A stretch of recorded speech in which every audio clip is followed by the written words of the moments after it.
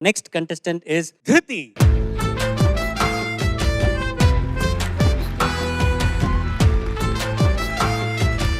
అందరికీ నమస్కారం. నా పేరు ధృతిశ్రీ పంపాన. నేను విశాఖపట్నం నుంచి వస్తున్నాను. మా నాన్నగారి పేరు శ్రీ సాయి రమేష్ గారు, మా అమ్మగారి పేరు శ్రీమతి హరిప్రియ గారు. నేను ఇప్పుడు పాడబోయే పాట నిన్నటి దాకా సిలినైనా. చిత్రం మేఘ సందేశం. రాసిన వారు వేటూరి గారు, సంగీతం రమేష్ నాయుడు గారు, పాడిన వారు పి సుశీలమ్మ గారు. All the best. Thank you, చక్కగా sir. పాడు. Good luck.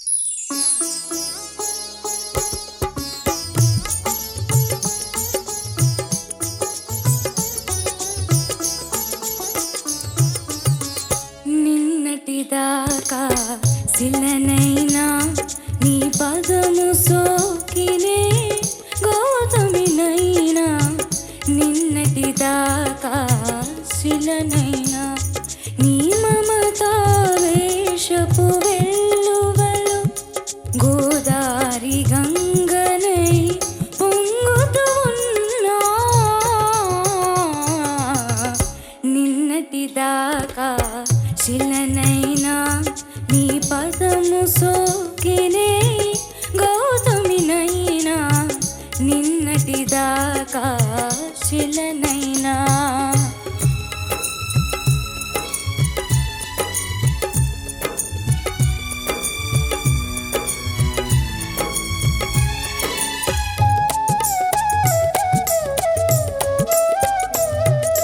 సరసా సరాగాల సుమరాణిని, స్వరస సంగీతాల సారంగిణి. సరసా సరాగాల సుమరాణిని, స్వరస సంగీతాల సారంగిణి.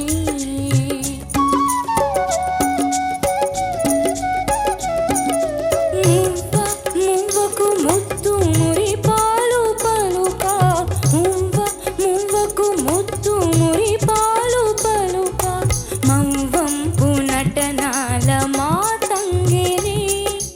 కైలాస శిఖరాగ్ర శైలోషికా నాట్య డోలలోగే వేళ రావేల నన్నేల. నిన్నటి దాకా శిలనైనా నీ పదము సోకినే గౌతమినైనా. నిన్నటి దాకా శిలనైనా నీ మమతా వేషపు వెల్లువలు గోదారి గంగనై పొంగుతూ ఉన్నా. నిన్నటి దాకా శిలనైనా నీ పదము సోకినే గౌతమినైనా. నిన్నటి దాకా శిలనైనా.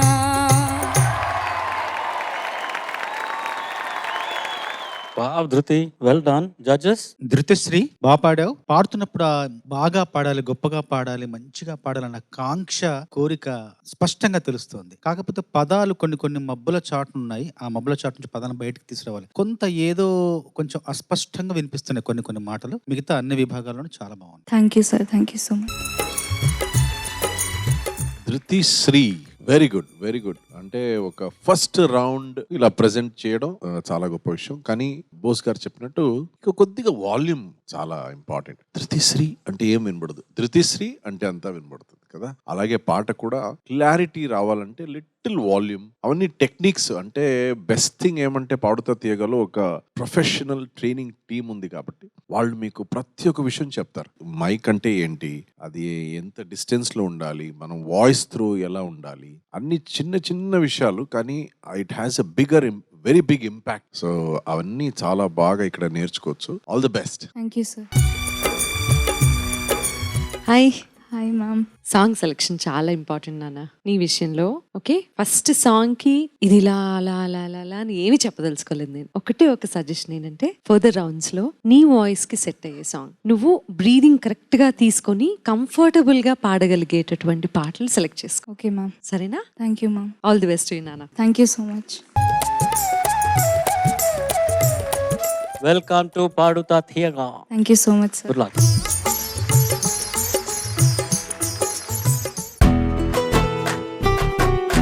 మనకి అన్నీ ఇచ్చి మనల్ని నడిపించి గెలిపించే శక్తే నాన్న. అలాంటి నాన్నలందరికీ పాడుతా తీయగా తరఫు నుంచి డెడికేట్ చేయబోతున్నాము.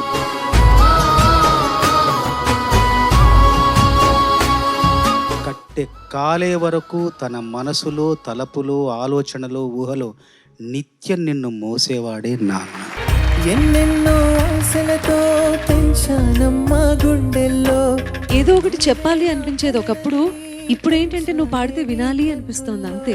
నా తల్లిని నువ్వు, నీ తండ్రిని నేను.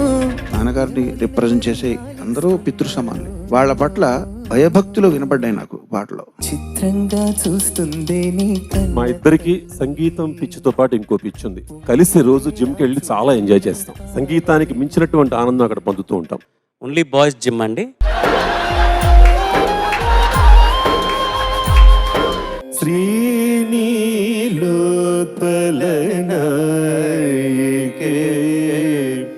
జగదంబికే పరిపాలయ రఘునాథ.